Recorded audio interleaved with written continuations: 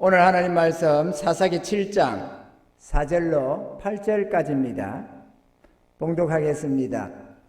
여호와께서 또 기드온에게 이르시되 백성이 아직도 많으니 그들을 인도하여 물가로 내려가라. 거기서 내가 너를 위하여 그들을 시험하리라. 무릇 내가 누구를 가리켜 이르기를 이가 너와 함께 가리라 하면 그는 너와 함께 갈 것이요 내가 누구를 가리켜 이르기를 이는 너와 함께 가지 말 것이니라 하면 그는 가지 말 것이니라 하신지라. 이에 백성을 인도하여 물가에 내려가매 여호와께서 기드온에게 이르시되 무릇 개에 핥는 것 같이 그 혀로 물을 핥는 자는 너는 따로 세우고 또 무릎을 꿇고 마시는 자도 그같이 하라 하시더니 손으로 움켜 입에 대고 핥는 자의 수는 300명이요 그 외의 백성은 다 무릎을 꿇고 물을 마신지라. 여호와께서 기드온에게 이르시되 내가 이 물을 핥아 먹은 300명으로 너희를 구원하며 미디안 사람을 내 손에 붙이리니 남은 백성은 각각 그 처소로 돌아갈 것이니라 하시니 이에 백성이 양식과 나팔을 손에 던지라. 기드온이 이스라엘의 모든 사람을 각각 그 장막으로 돌려보내고 그 300명은 머물러 두니라. 미디안지는 그 아래 골짜기 가운데 있었더라. 오늘 우리는 이 기드온의 300용사라고 하는 이 주제로 오늘 이 말씀을 살펴보고자 합니다. 이 말씀은 더러 많은 교회에서 전거되는 그런 주제의 말씀이기도 합니다.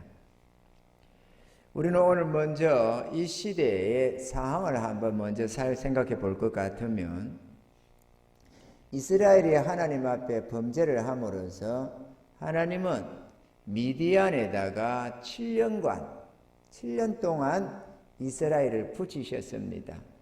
그래서 이 미디안이 쳐들어 올라오게 되는데 주로 가을철에 올라오나 봐요.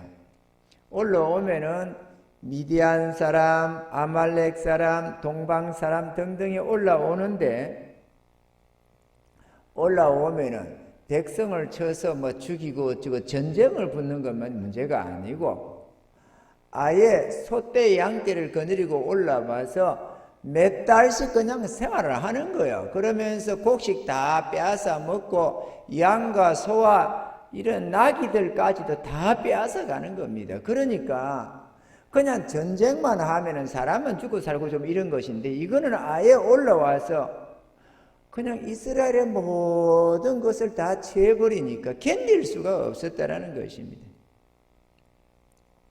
그래서 이스라엘 백성들이 이들을 피하여서 산에 구멍을 뚫고 굴을 뚫고 산성을 만들고 이러면서 그들을 피해서 살아남으려고 몸부림을 쳤었습니다. 그래서 하나님께 부르짖었는데 하나님은 이 기드온을 보내서 사사로 보내서 이스라엘을 구원하시고자 하셨다 하는 것입니다. 그래서 하나님은 먼저 기드온이 하나님 앞에 헌신되기를 원하셨습니다. 그래서 기드온에게 말씀하시기를 집에 7년 된 숫소를 번제로 드리는데 바알을 단을 헐고 아세라 목상을 찍어가지고 그 성 위에서 제사를 드리라는 겁니다. 하나님께. 그러면은 우상숭배하던 그 성 사람들과 완전히 이배되는 생명 내걸어야 하는 그런 상황이었습니다. 실제로 성읍 사람들이 누가 그랬나 조사를 하고는 기드온이 한 줄 알고 찾아와서 저를 내놓으라고 했습니다. 죽여야 된다고. 어쨌거나 하나님께서는 기드온을 지켜주셨고 기드온은 이제 이 미디안 사람들을 향해서 이제 전투에 임하려고 하는데 나팔을 불어서 모집을 하니까 몇 명이 모였느냐 하면은 32,000명이 모였습니다. 저쪽에서 올라온 사람은 무지무지하게 많은데 말이죠. 구름대 같은데 요는 올라온 숫자가 32,000명. 근데 하나님은 이들도 많다는 겁니다. 그래서 두려운 마음이 있어서 떨리는 사람들은 다 내려가라. 뭐 두려워 이쪽 군대가 많으면야 용감하게 한판 붙어보겠지만 약하니까 7년 동안 그 고통을 당했겠죠. 그런데 저쪽에는 구름대같이 많은데 여기는 32,000명이니까 얼마나 더 두려웠겠어요. 그래서 두려운 사람 손 드시오 하니까 이 사람 저 사람 손을 쭈삣쭈삣 들었는데 보니까 2만 명이 들었더라고요. 22,000명이. 32,000명 모였는데 3분의 2 이상이 손을 들었어요. 그래서 돌아가라. 이 10,000명은 그래도 대단한 겁니다. 그죠? 10,000명은. 자기 민족 구원하겠다고 10,000명이 기도원 하나 믿고 그래도 10,000 명이 한번 붙어보자. 죽으면 죽으리라. 이러면서 그나마 남아 있었던가 봅니다. 그 중에는 떨리는 사람도 있지만 쪽팔리느니 차라리 내가 죽겠다 이러면서 남은 사람도 있을 수도 있어요. 사실은. 어쨌든 1만 명이 남았습니다. 그런데 하나님은 또 많다는 겁니다. 왜냐하면은 우리가 목숨 걸고 싸워서 이겼다 굴 테니까 하나님은 그렇게는 못하겠다는 것입니다. 하나님은 그 영광을 사람에게 이렇게 해서 사람의 교만으로 이끌지를 않습니다. 그래서 하나님은 당신의 그 선하심을 나타내시고 또 길이 성경에 기록해 놓고 자기 백성들을 교훈하기를 원하셨던 것입니다. 그래서 그 중에서 이제 또 택한 자를 뽑아내려고 하는데 물가로 내려가라고 하는 것입니다. 내려가서 물을 손으로 이렇게 떠서 마시는 자를 따로 한 죽을 모으고 그렇게 물을 마시면 목이 말랐을 것 아니에요. 그래서 이제 그러기 전에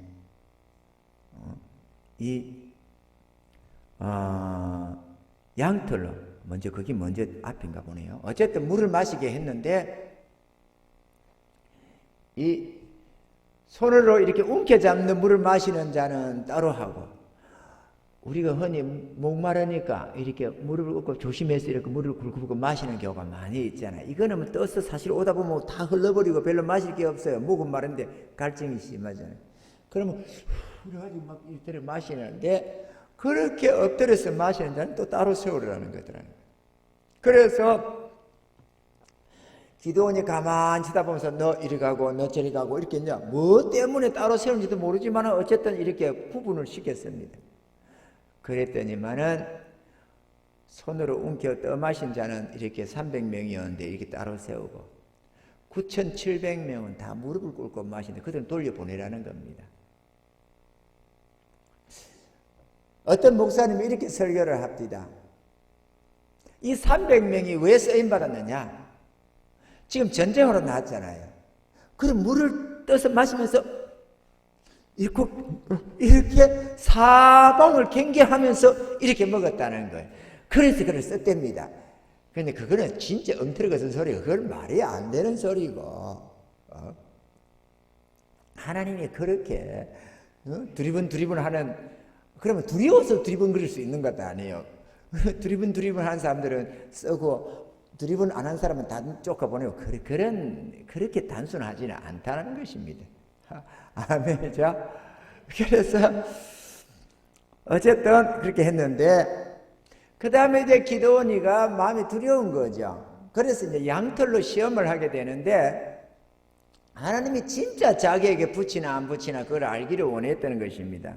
그래서 시험을 하는데 이 사실은 이게 시험이 먼저 일어난 내용이기도 하죠. 어쨌든 우리가 이 숫자를 가지고 저 미디안을 이길 수 있냐? 과연 말이 안 되지 않느냐? 그러니까 무척 저 구름대 같은 저 무리들을 보면서 두려워서 떠니까 시험을 해야 되겠다는 생각이 들었습니다. 그래서 이제 하나님 앞에 묻기를 작정했습니다.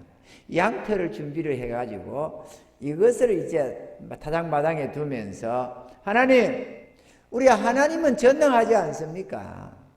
만약 우리로 하여금 저 미디안을 쳐서 이기게 하시고자 하신다면 이 양털에만 물이 가득하고 주변 땅들은 바싹 마르게 해 주시옵소서 이렇게 했습니다.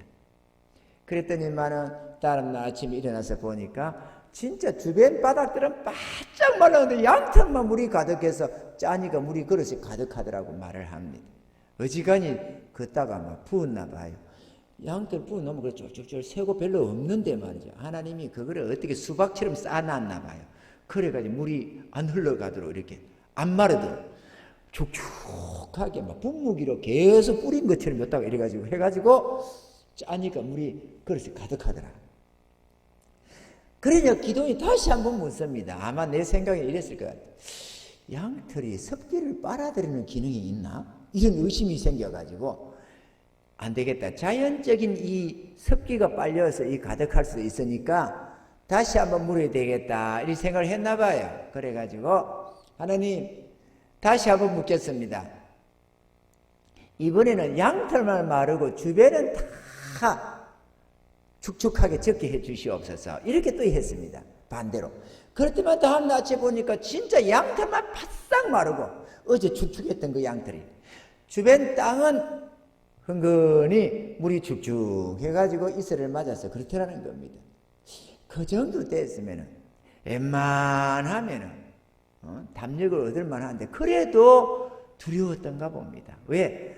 여기는 몇 명 되지 않고 저기는 뭐 엄청나게 많고 하니까 아예 싸우면 안 되는 판이었거든요. 그랬더니만 하나님께서 부하 하나를 데리고 가서 내려가서 이제 그거를 보라고 하는 겁니다. 어떻게? 네 부하라는 부하가 하나 있지 않느냐? 예, 제 밑에 수석 장관이 하나 있습니다. 장교가 하나 있습니다. 그 데리고 내려가서 저 진에 가봐라. 그러면 네가 하나님의 뜻을 알게 될 거다. 그랬습니다. 그래서 이제 우리 하나님은 그 기도원의 이름 부하 이름이 부라 그런 거 다 아나 봐요. 뭐 장서나 뭐 이런 거 뭐 배경아 뭐 이런 다 아나 봐요. 그 일일이 다 알려면 상당히 힘들 텐데 우리 하나님은 다 그렇게 어쩌면 하나님이 그렇게 지어놔서 우리가 그렇게 지었는지도 몰라. 그래 내려가니까 미디안 전에 간다 가니까 어느 사람 둘이가 그 진 안에 자기 천막 안에서 도란도란 얘기를 하고 있는데 가만히 듣다 보니까 말이죠.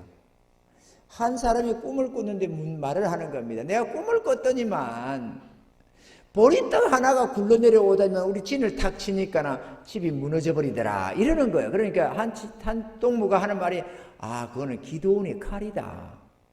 그가 이 미디안을 다 진멸할 거다. 이렇게 얘기를 하더라는 거죠. 그 말을 들으니까 역시 하나님이 붙이긴 붙였구나. 원수의 입에서 그런 말을 다 하잖아요. 그냥 올라가서 이제 공격을 해가지고 결국에는 미디안 군사 13만 5천 명을 죽였습니다. 이 꼴랑 300명으로 말이죠. 13만 5천 명을 죽이게 되고 미디안의 두 방배 오렙과 서렙이라는 자를 죽이게 되고 세바와 살문나라고 하는 두 왕도 잡아서 죽이게 되고 완전 대성을 거두는 그 사건을 거두게 되었습니다. 이 말씀을 왜 기록해 놨을까? 성경에는 이것은 어느 시대나 하나님께서 자기 백성들에게 용기를 담력을 주고 어두운 그 시대를 정복하라고 주시는 말씀인 줄로 믿습니다. 오늘날 우리 한국 교회야말로 이 기도원의 300용사와 같은 자들이 일어나야만 한다는 사실입니다. 할렐루야. 그런데 오늘 이때야말로 인간의 욕심을 버리고 믿음을 따라서 행하는 그런 일꾼이 정말로 필요한 시대인데 오늘 말씀 속에서 하나님이 쓰시는 기준이 있다는 겁니다. 그 쓰시는 기준이 뭐냐? 무릎을 꿇고 물을 마셨느냐, 무릎을 안 꿇고 마셨느냐, 여기에 기준이 있다는 것입니다. 물을 꿇는다는, 목마름 앞에 무릎을 꿇는다는 것은 복종당했다는 것을 의미합니다. 목마름에 복종한 자, 목마름에 굴복당한 자, 하나님은 그들을 쓰지 않는다고 말을 하는 것입니다. 교회 일꾼들은 목마름 앞에 굴복당해서는 안 됩니다. 그 목마름이라는 것이 우리가 뭐 사랑의 목마름, 물질의 목마름, 목마름도 많습니다. 배움의 목마름, 목마름이라는 갈증이라는 단어를 씁니다. 그 갈급함에 복종해서는 안 된다라는 걸 말씀을 하는 것이죠. 아멘입니까? 주의 일꾼 되기를 원한다면, 하나님 앞에 제대로 쓰임 받기를 원한다면 목마름 앞에 복종해서는 안 된다. 세상 풍조에 물들지 않고 목마름 앞에 무릎 꿇지 않는 그런 신앙인들이 필요한 시대인 것입니다. 오직 자기 하나님을 향한 신앙의 절개를 지키려는 믿음의 용사가 이 시대야말로 그 어느 때보다도 절실히 필요한 시대인 줄로 믿습니다. 우리는 자기 하나님을 의지해서 용기 있게 싸워 이스라엘의 승리를 이루어낸 이 기드온의 300용사를 살펴보면서 오늘 이 밤 은혜 받기를 원하는 것입니다. 할렐루야. 기드온의 300용사들이 하나님께 쓰임받은 데에는 그만한 이유가 있었는데 좀 전에 말씀했다시피 목마름 앞에 무릎을 꿇지 않는 그러한 자들을 택하여서 하나님이 쓰셨다 하는 것이죠. 하나님은 우리를 군사로 사용하고자 하실 때에도 반드시 아래 몇 가지로 우리를 테스트한다는 사실을 깨달아 하시길 좀 축원합니다. 우리는 많은 부분이 있겠지만 대체로 우리가 크게 나타나는 5가지에서 우리는 승리를 얻어야만 합니다. 첫째, 먹고 마심의 문제, 그 생활의 문제에 굴복당하지 않는 자를 하나님이 쓰신다는 것입니다. 할렐루야. 우리 예수님이 40일 금식을 마치고 나니까 얼마나 배가 고팠겠어요. 그때 사단이 예수님을 시험했습니다. 예수님의 시험은 곧 하나님의 테스트이기도 합니다. 사단은 우리를 무너뜨리려고 시험을 하는 것이고 하나님은 그 사단을 통해서 우리를 테스트를 하는 것이죠. 아멘이죠. 배가 고플 때에 이 돌들로 떡덩이가 되게 하라고 먹고 마심의 문제로 유혹을 해왔습니다. 그때 예수님은 그래 배가 고픈데 건강선도 식후경이라고 일단 먹고 보자 이렇게 하지를 아니하고 사람이 떡으로만 사는 것이 아니요 하나님의 입에서 나오는 모든 말씀으로 산다고 하시면서 이 사단의 그 먹고 마심에 대한 갈증을 유발하는 그 사단의 유혹을 물리치셨던 장면을 볼 수가 있습니다. 주님이 공생애를 시작하려는 바로 그 시점에서 말이죠. 사단을 통해서 예수님의 마음까지도 테스트했었던 하나님께서 하나님의 일꾼으로 자처하면서 주여 나를 쓰시옵소서 이렇게 하는 자를 아무런 테스트도 없이 쓰는 부분은 없다는 것입니다. 먹고 마심 앞에 복종하지 않는 굴복당하지 않는 그러한 일꾼들을 하나님은 찾으시고 그들을 반드시 들어 쓰신다는 사실입니다. 할렐루야. 두 번째로 일락 곧 즐거움에 굴복당하지 않는 자를 하나님은 쓰시기를 원하십니다. 오늘 특별히 이 시대는 고통이 많은 시대입니다. 스트레스도 많고 이런저런 환난과 고통이 많은 괴로움이 많은 시대입니다. 괴로움이 많은 시대이다 보니 연약한 인생이 낙을 더 찾게 됩니다. 왜냐? 그래야 하나면 미칠 것 같으니까 낙을 쫓게 되는 거죠. 그래서 먹는 즐거움, 구경하는 즐거움, 이런저런 낙을 쫓아서 살아가려고 한다는 것이죠. 좀 어떤 즐거움이 있다 하면은 사람들이 거기에 가득가득히 모이는 것을 우리가 볼 수가 있습니다. 뭐 콘서트를 한다, 뭐 무슨 야구 경기를 한다, 벚꽃놀이다, 단풍놀이다, 뭐 휴가철이다, 뭐다 사람이 몰려갑니다. 우리는 그들을 뭔가 비난할 마음은 없습니다. 왜냐? 인생이 연약하니까. 그러나 우리가 낙을 쫓아서 살아가는 자들이 아니라는 것입니다. 주의 일꾼 되기를 원하는 자들은 자기의 낙을 쫓지 않는다. 아멘이죠. 주 5일 근무 시대를 살아갑니다. 온갖 향락이 판을 치는 그런 시대를 우리가 살고 있는 것입니다.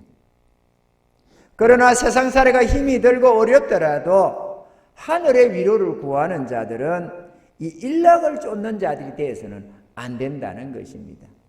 일락, 빠질 일자를 씁니다.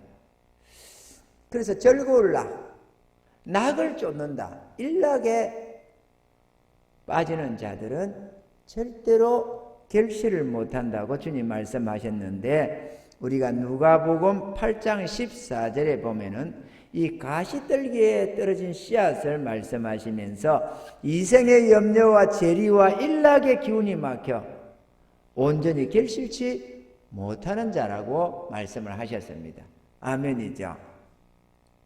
육신의 이 만족을 구하는 자는 절대로 하나님의 일꾼으로 제대로 쓰임받지 못한다는 것입니다. 아멘입니까? 그러므로 내가 좀 답답함이 생겨도 낙을 쫓아서 어디로 놀러 다니고, 물론 우리 사람들마다 좀 취향도 다르고 특성이 다 다릅니다.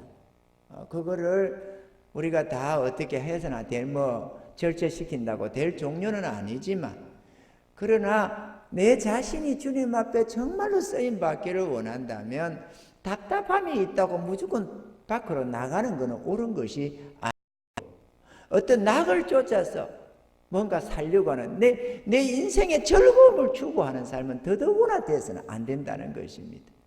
할렐루야. 왜? 거기에 무릎 꿇어서는 하나님께 제대로 일꾼으로 인정을 받지 못한다는 것입니다. 오늘 이 시대에 웬만하면은 다 잘한다는 소리 들을 수 있지만, 그럼에도 불구하고 하나님은 제대로 된 일꾼을 찾으신다는 사실을 믿으시기를 주님이 축원합니다. 주님께서는 이렇게도 말씀했습니다. 디모데후서 2장 4절에 보면은 이런 말씀을 하십니다. 군사로 다니는 자는 자기 생활에 얽매이는 자가 하나도 없나니 이는 군사로 모집한 자를 기쁘게 하려 함이라. 할렐루야. 군사로 다니는 자는 자기 생활에 얽매이는 자가 없다. 왜냐? 이는 군사로 모집한 자를 기쁘게 하려 합니다. 우리도 마찬가지입니다. 주님의 부름받은 십자가 군병으로 이렇게 부름을 받았습니다. 우리가 이리저리 생활에 얽매이고 이런저런 낙을 쫓고 이렇게 하다 보면은 하나님의 뜻을 제대로 수행하지를 못합니다. 저는 정말로 오랜 세월 동안에 내 아무리 답답해도 밖으로 나가면서 조금 바람 쐬고 싶은 마음이 워낙 간절해서도 바닷가 한 번 안 나오고 산을 한 번 안 찾았습니다. 정말로 오랜 세월을. 3개월이고 6개월이고 1년이고 집안에 있으면서 오직 어떤 노회 모임, 이런 정규적인 어떤 것 외에는 집에서 가만히 있으면서 그 시련을 견뎌 나갔습니다. 이 오랜 세월을 말이죠. 그거를 1년, 2년도 아니고 10년, 20년 이 오랜 세월을 그렇게 살아왔습니다. 왜 그러느냐? 내 하나님이 시련하시는데 내가 그거를 벗어버리겠다고 스스로 낙을 안 쫓으려고. 정말 어떨 때는 바람 한 번만 쐬서면 참 좋겠다. 차도 있습니다. 기름도 들어 있습니다. 나도 운전도 합니다. 그러면은 여보 한번 나갈까요? 하고 썩 나가서 인천 바닷가만 한번 나가다 와도 될 거를 안 갔습니다. 그리고 찾아봅니다. 우리 성도 중에 누구 신방할 사람 없나? 신방이라도 한번 갔다 오면 마음이 좀 편겠는데, 이 답답함 속에서 나가보려고 하는데 또 우리 교회의 특징이 우리 성도들은 또 잘해요. 내가 신방에서 붙들어 줄 만한 처지가 아니에요. 다 홀로 서기를 잘하고 있는 사람이라서 가서 내가 신방이라는 게 그렇죠. 한번 다녀오는 것만이 아니잖아요. 가서 좀 붙들어 주고 얘기도 하고 건면도 하고 좀 그런 게 돼야 되는데 그럴 것이 없는 거야. 아무리 돌아봐도 그런 게 없어. 그러면 그 생각을 했다가 그것도 접습니다. 나가고 싶어. 바람 한번 쐬고 싶은 것도 꾹 참고 성도들한테도 한번 가보면 좋겠는데 그것도 없고 그러면 꾹 눌려 참고 한 달, 두 달, 석 달 나가면 얼마나 시련이 되는지 모릅니다. 그 하나님 앞에 다 견뎌냈습니다. 제가 텔레비를 좀 많이 봤습니다. 텔레비전을 왜 보느냐? 낙을 쫓는다기보다는 특별히 이 스트레칭 때문에 성경을 보다가도 이게 이 근육이 자꾸 신경을 쓰이게 하면 스트레칭하고, 기도를 하다가도 이게 기도를 못하게 또 근육이 깔딱깔딱깔딱깔딱 하면서 또 힘을 또 쓰게 만드니까 또 괴롭고, 오랜 세월에 이것 때문에 스트레칭 하면서 텔레비를 많이 틀어놓고 스트레칭을 많이 했습니다. 그래서 본의 아니게 이 텔레비전을 많이 봤어요. 성경을 보려고 손을 하다가도 그게 발목을 잡고, 기도를 하려고 하다가도 그게 발목을 잡고, 사실은 많은 시련이 많이 됐습니다. 그래서 텔레비전은 누구보다 좀 많이 본 것 같아요. 그렇지만 내가 낙을 쫓아서 살려고는 정말로 안 했습니다. 그러다 보니 내가 집안에서 머물고 있으니 사무도 그냥 집안에서 그냥 그대로 머물고 있는 거예요. 나갈 공식적인 일이 없으면 몇 달이 가도 집에 그냥 머물러 있는 거예요. 어디 한번 나가보지를 못하고. 사무는 그때 시장통이나 한번 가서 반찬이라 사올 수 있었지만 나는 집안에서만 갇혀 있었습니다. 지금은 집안에 있어도 바깥이 보이기라도 합니다만 저 원미동은 보이지도 않습니다. 그냥 완전히 감옥 생활 같아요. 낙을 안 쫓으려고. 나는 내 하나님이 그것도 알아주신다고 나는 생각을 합니다. 낙을 쫓는 자, 이 즐거움을 추구하는 사람은 주의 십자가를 제대로 못 집니다. 아멘입니까? 그러므로 모든 낙을 다 없애야 된다 그 얘기를 하는 건 아니지만 우리가 낙을 쫓는 삶에 대해서는 안 된다라는 것을 알아야 되겠습니다. 할렐루야. 세 번째로, 명예와 권세 앞에 굴복당하는 자를 하나님은 쓰시지 않는다는 것입니다. 할렐루야. 예수님께 마귀가 찾아와서 이렇게 했습니다. 마귀가 또 그를 데리고, 마태복음 4장 8절로 9절에 보면은 마귀가 그를 데리고 또 지극히 높은 산으로 가서 천하만국과 그 영광을 보여 가로되 만일 내게 엎드려 경배하면 이 모든 것을 내게 주리라. 이에 예수께서 말씀하시되 사단아 물러가라. 기록되었으되 주 너의 하나님께 경배하고 다만 그를 섬기라 하였느니라. 이에 마귀는 예수를 떠나고 천사들이 나와서 수동더니라. 이렇게 기록을 하고 있습니다. 만약에 사단이가 이렇게 유혹할 때 예수님이 천하만국의 그 영광을 보고 거기에 무릎을 꿇었을 것이다. 이게 복종 아니에요, 이거. 무릎 꿇는다는 말은 복종당한다. 나에게 무릎 한 번만 꿇어주면은 이거 다 네게 줄게. 이렇게 말씀했다는 것이죠. 우리에게도 수많은 그런 유혹은 옵니다. 그냥 한번 눈만 감아버리면은 내 삶이 편해질 것 같고, 뭐 부귀영화를 생각 안 해도 지금 내가 눈 한 번만 싹 감아버리면은 내 삶이 넉넉해질 것 같고, 내가 이럴 때 힘들 때 내가 눈 한 번 싹 감아버리면 내가 이런저런 풍성한 것을 누릴 수 있을 것 같고, 예를 들어서 작은 거라면은 누구 어려움을 보면서 눈 한 번 지끈 감아버리면은 내 마음에서 좀 돕고 싶은 마음이 있는데 눈 한 번 감아버리면은 그 물질 내 손에 있으니까 내가 그걸 누리게 될 것 같고, 어렵고 힘들었던 교회 사항이나 하나님의 영광 나라를 위하여 써야 될 어떤 것들이 있을 때 그러면 내 눈 한 번 싹 감아버리면 몇백 돈 몇천 돈 내 손에 남을 것 같고, 이런 유혹은 계속 옵니다, 우리 안에. 그런데 주님은 이랬습니다.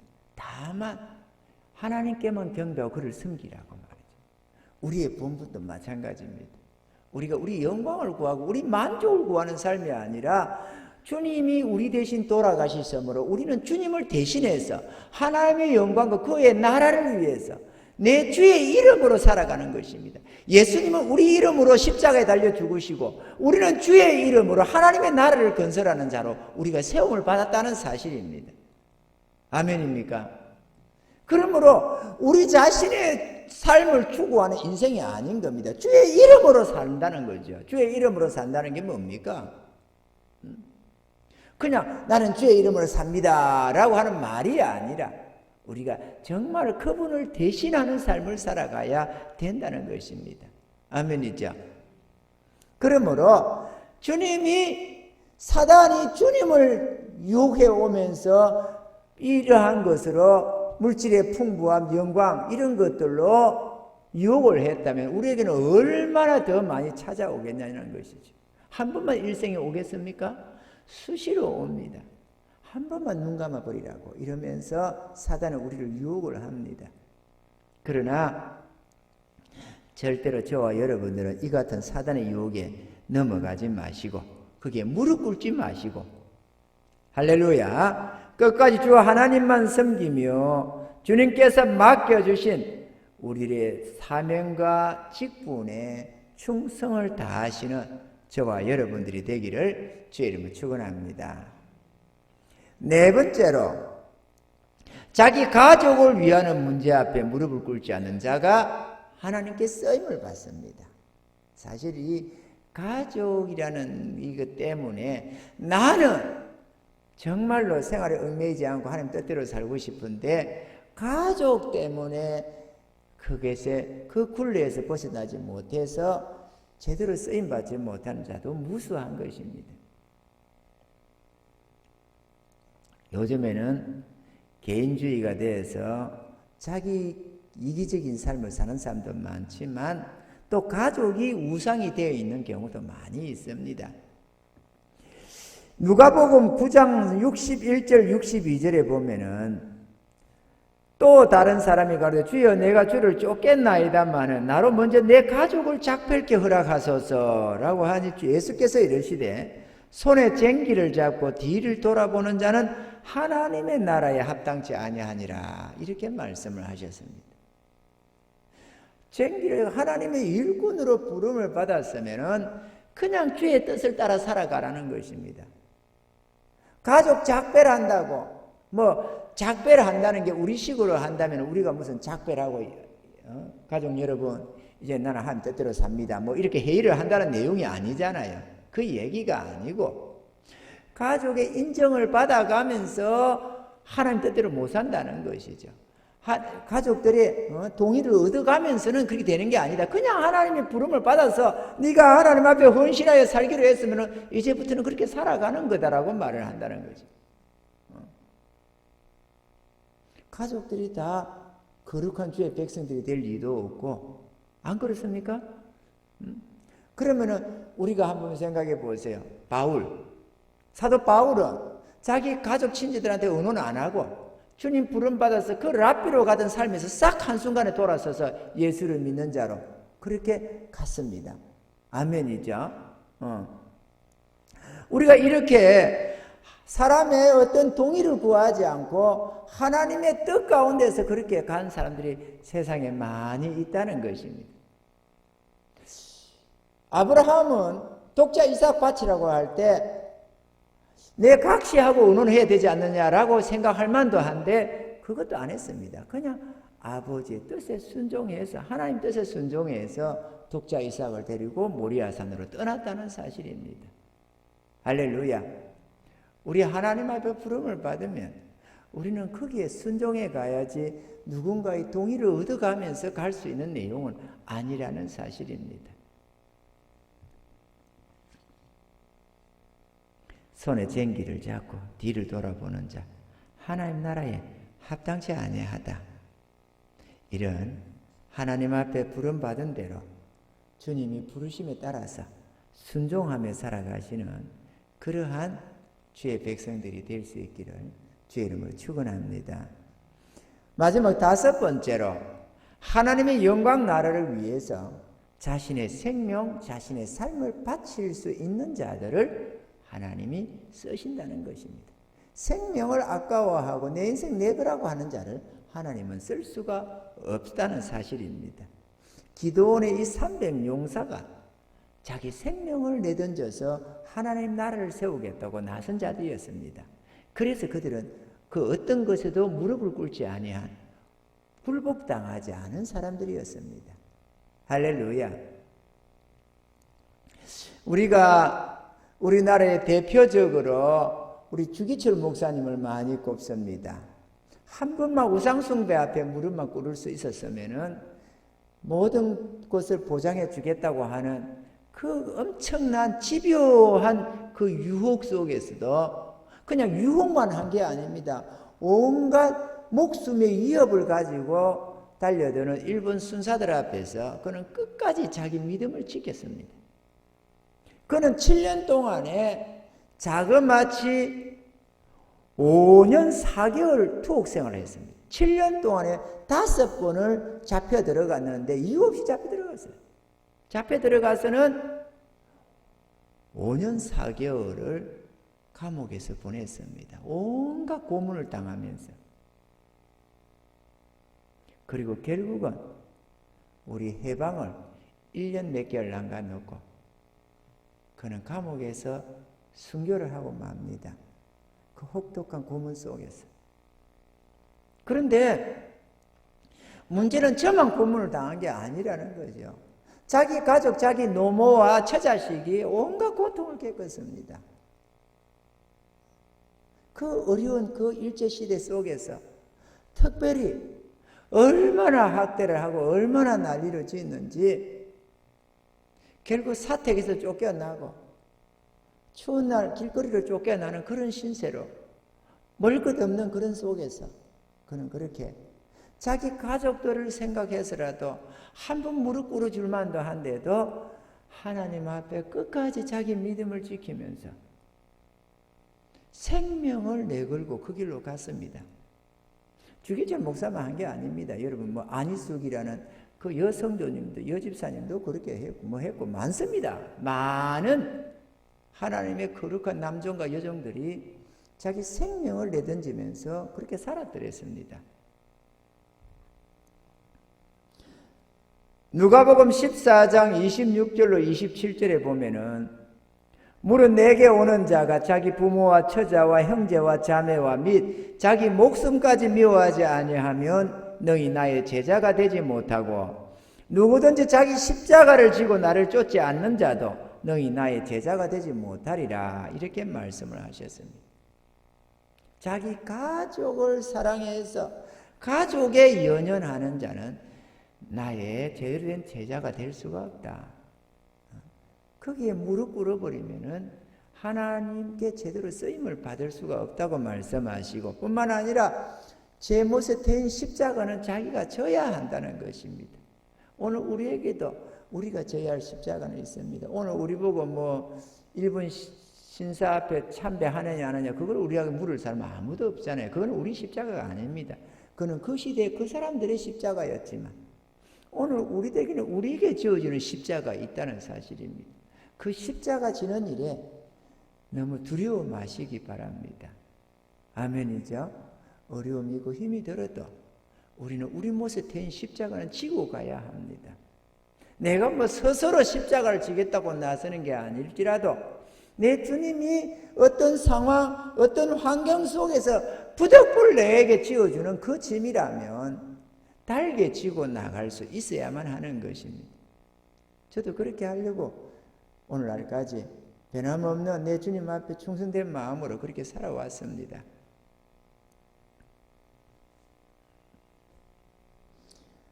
끝으로 교회의 일꾼된 자들, 집사님이나 권사님이나 장로님이나 사역자로 부른 자들 더 말할 것도 없겠지만 이 교회의 기둥들 또한 하나님 앞에서 사명을 감당하는 그런 자들이 되어져야만 합니다. 주님께로부터 받았던 그 귀한 직분과 사명을 위해서 우리는 기도하면서 그 어떠한 내 삶의 환경 속에서도 굴복하지 않는 사단이 어떤 것으로 우리를 유혹해 와도 나는 내 하나님만 섬기며 내 주님 맡겨주신 이 십자가를 내가 달게 지겠다고 하는 그래서 오늘 5가지처럼 이런저런 어떤 유혹 앞에서도 이 목마름 앞에서도 굴복하지 아니하는 그런 하나님의 일꾼들로 쓰임 받기를 주님이 축원합니다. 내가 교회 집사인데 내가 장로인데 내가 권사인데 내가 목사인데 이러한 직분을 가지고 권세 부리는 것이 교회가 아닙니다. 교회는 섬기라고 직분을 주는 것입니다. 할렐루야. 귀한 직분을 받은 것만큼 성도들의 앞에서 모본이 되는 그래서 모든 앞에서 하나님 앞에서 살아가는 하나님의 뜻을 수행하며 살아가는 그런 모본된 삶을 살아가야만 되는 것입니다. 할렐루야. 일꾼들의 성도 섬기는 일에는 관심이 없고 권세만 부린다면 많은 성도들이 상처를 받고 떠나게 되는 것입니다. 교회는 이러한 일꾼들이 바로 서게 되고 하나님 앞에 아름답게 쓰임받아 갈 때에 부흥이 되는 줄로 믿습니다. 할렐루야. 기도원이 이끄는 이 300명밖에 안 되는 용사들이 미디안 군대를 다 멸하고 물리치고 승리케 했던 것처럼 우리 교회에도 이렇게 기도원의 300용사와 같이 그 어떤 목마름 앞에도 무릎 꿇지 않는 이러한 일꾼들로 말미암아 교회가 부흥이 되고 이 지역사회 수많은 영혼을 구원해 내게 될 줄로 믿습니다. 그래서 하나님 나라가 크게 확장이 되고 우리가 하나님 앞에 인정받으며 잠시 후에 저 천국 가서 영원한 칭찬과 상급을 받는 우리 모두가 될 수 있기를 주님을 축원합니다. 여러분 기도원의 이 300용사를 늘 마음에 두시고 주여 나를 쓰시옵소서. 내가 그 기도원의 300용사 되기를 원합니다. 그 어떠한 목마름 앞에도 굴복하지 않는 오직 내 주님께만 무릎 꿇는 주님만 순종하며 나아가는 주를 위해서 내 생명도 기꺼이 바치겠노라고 하는 그런 아름다운 일꾼들이 되셔서 이 어두운 세상을 밝히고 하나님이 그를 들어 쓰셔서 수많은 영혼을 구원해내며 주의 뜻을 이루어가는 그런 놀라운 은혜의 역사가 있기를 간절히 축원합니다. 내가 죽도록 충성하라. 그리하면 생명의 면류관을 내게 주리라. 주님 하셨습니다. 잠시 후에 천국 가서 영원한 영광을 받아 누리는 우리 모두가 될 수 있기를 주님 축원합니다.